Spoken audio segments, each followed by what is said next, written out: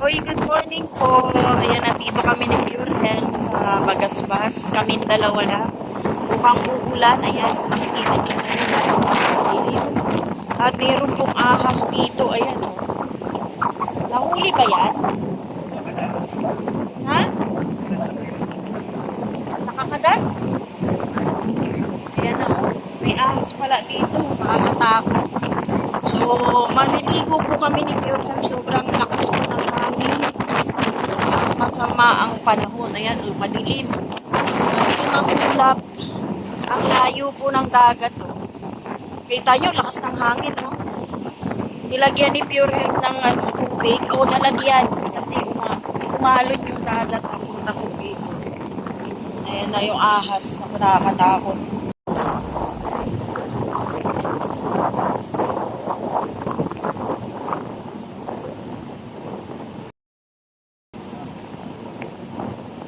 Maliligo ka na, Pure? Masakit daw kasi yung katawan niya kaya nagyayari ito. 8 o'clock ng umaga pa lang po ngayon. Kaya na si Pure. Ready na para maligo. Ang lamig. Parang di ko kayang maligo. Sobrang lakas ng hangin. Ayan. Hindi naman ganun karami ang tao dito, no? Kasi malayo-layo tayo dun sa gitna. Mangilan-ngilan lang. Yung iba nag-uwian na. Kasi talagang paulan na. Iwan na yung hangin. Labo na lakas. Ayun, labo na. Gusto ba ko ngayon? Ngayon po ay Sabado. So, nandito tayo. 8 o'clock hinatid namin yung anak namin. Dito nag-OJT. Sa Bagasbas, so dumiretso na kami ni Pure Health. Anak ko, mukhang paulan na po talaga. Ako, ang layo na po ni Pure Health. Ayun na, oh. Sumasabay-sabay na po siya sa alon.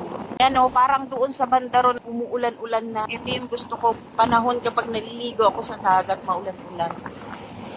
Kaya lang parang sobrang lakas ng hangin. Ang lamig. Ayan na, umaampun na po. Umaampun na po dito.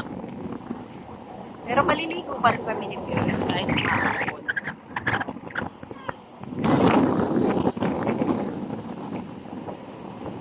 Baka nakakaula na yung ahas. Kasi natubigan.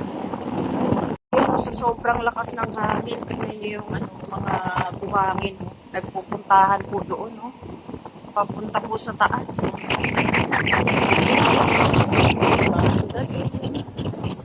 Umaampun na. Kunin natin yung pag ni Pure Health, mababasa. Maraming mga dito, oh. Maraming basura. Hala, oh. Di ba, maalis na sila. Wala ng tao, kami na lang ni Pure Health. Matakot maligo. Magulan.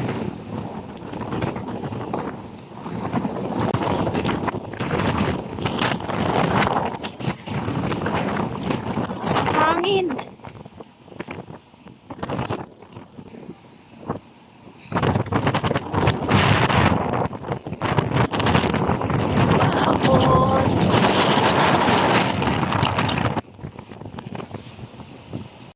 Lumipat kami ni Pure Health dahil wala nang tao dun. Dito na kami lumipat. Ayun si Pure Health.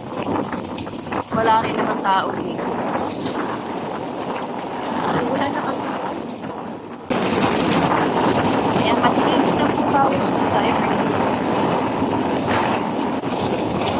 Ayan, dito kami nagbanlaw. Oh, ayan, oh. 10 pesos. Binayaran mo na! Ayan na, uwi na tayo. Umuulan.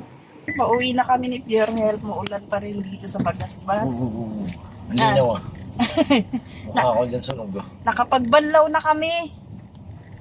Sa kay Hapon. Hapon po yung may-ari nung Nakaawa din siya eh. Bakit? Wala man pala siyang anak, wala na siyang asawa. Nasa asawa niya dati. Wala yan. Nagchismisan pa tayo. My friend, yeah, from Japan, you know. Oo, kilala na po tayo dun. 11 years na raw siya dito eh. Tagal na pala. Wala siyang planong bumalik. Mukhang ano yan, yung mga dokumento niya may problema. Eh Ayan. kasi kung ano yun, bumalik na yun ng Japan. Ano ng mga dayuhan dito eh. Problema.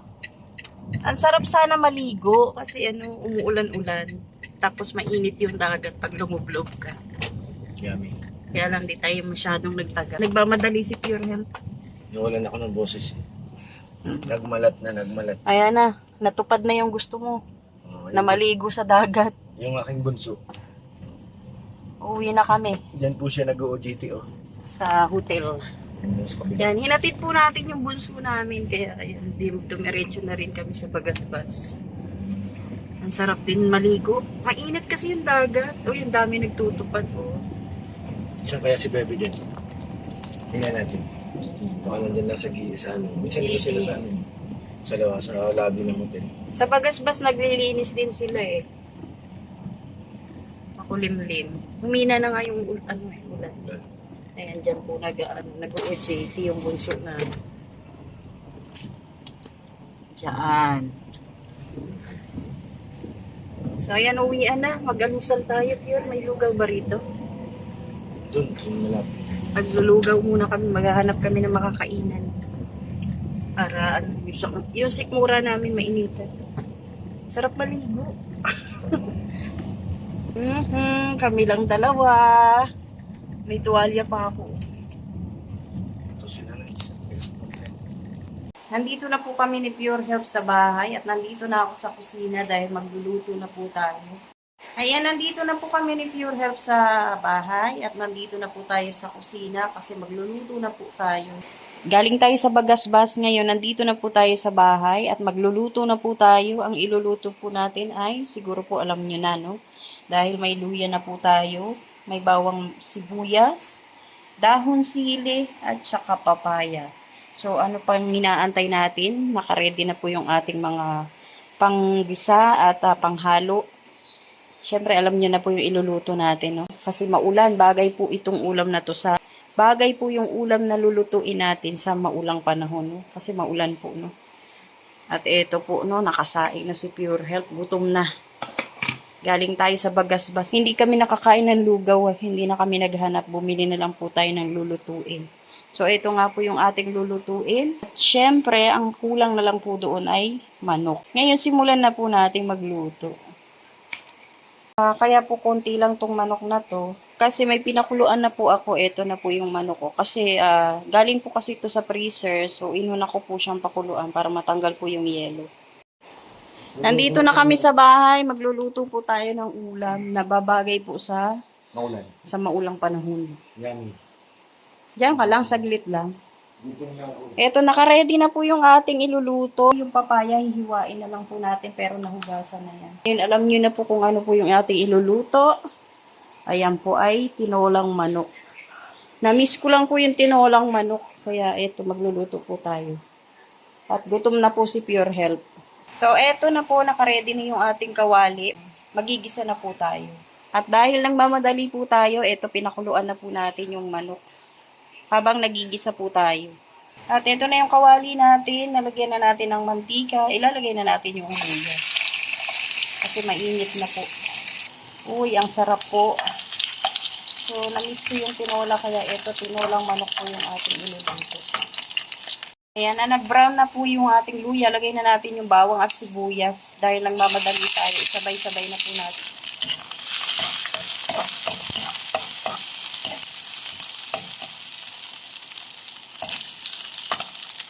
Ay, ang bango. Ang bango ng ginigisa natin. Oy, kumukulo na yung manok. Okay na po yung ating ginisa. Papatay na po natin yung apoy. Ito po, isasalin na lang po natin doon sa kaserola. Kung saan po natin pinapakuluan yung manok. Tanggalin lang natin yung mga bula.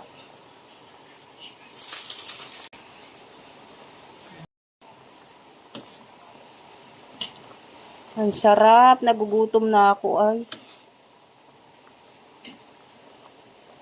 Matagal-tagal din kaming hindi nag-ulam ng tinola, kaya ito yung naisip kong iluto.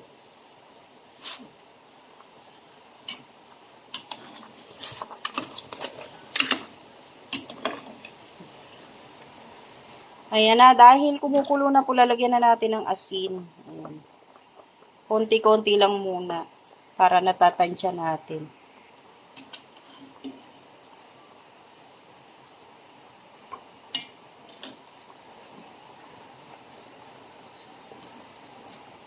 Tapos ilalagay na po natin yung ginisa nating bawang, sibuyas at saka luya. Dahil nilagyan natin ng asin kanina, syempre titikman natin kung tama na yung alat.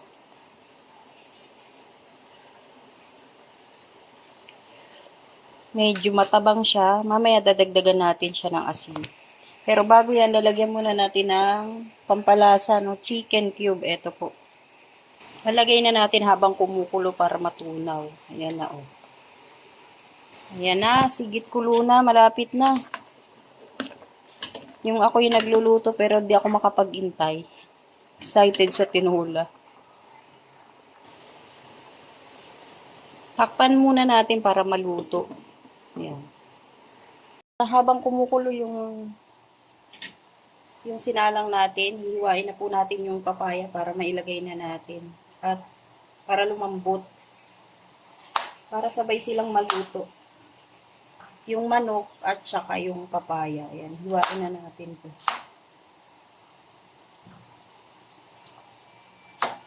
Lakihan lang natin.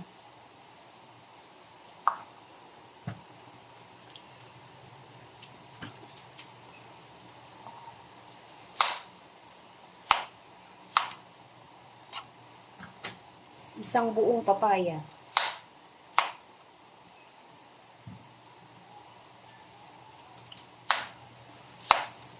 Sarap to.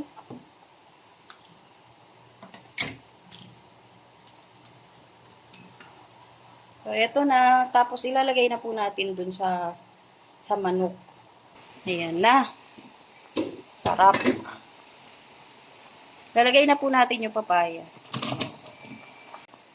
Papaya lang ulam na. Ayan na, oh. So, antayin natin lumambot yung papaya. Tapos, pag naluto na yung papaya, alam nyo na. Dahon sili, madali na lang po yun. Yun na lang po ilalagay natin. Pero bago yan, titikman muna natin kasi nilagyan natin ng chicken cube. Tingnan natin kung tama na yung lasa.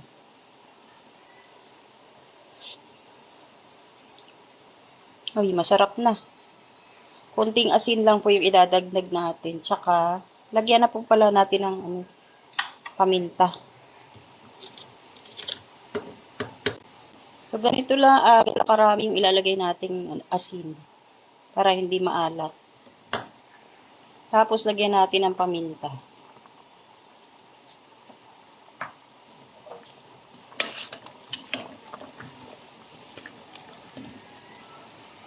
Tapos, tatakpan natin, aantayin natin maluto yung papaya.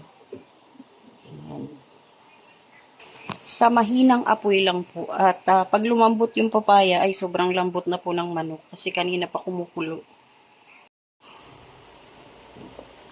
Lalagyan po natin ng chili garlic oil ni Papa Jones dahil ito yung gusto ni Pure. Pampaanghang lang, no? Konti lang.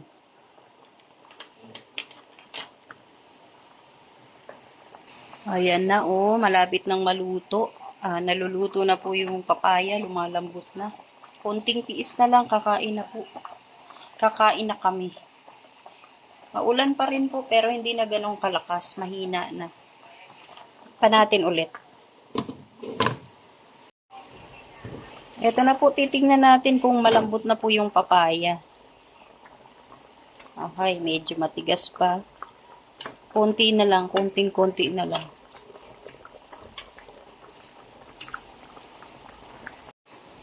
Tingnan natin ulit. So, yan, okay na. Papatay na po natin yung apoy. Tapos, ilalagay na natin yung dahon ng sili.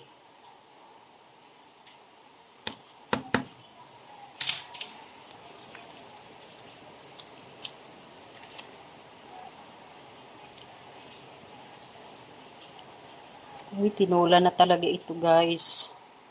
Tapos, lagyan natin uli ng paminta. Uy, sarap. Yan, oh.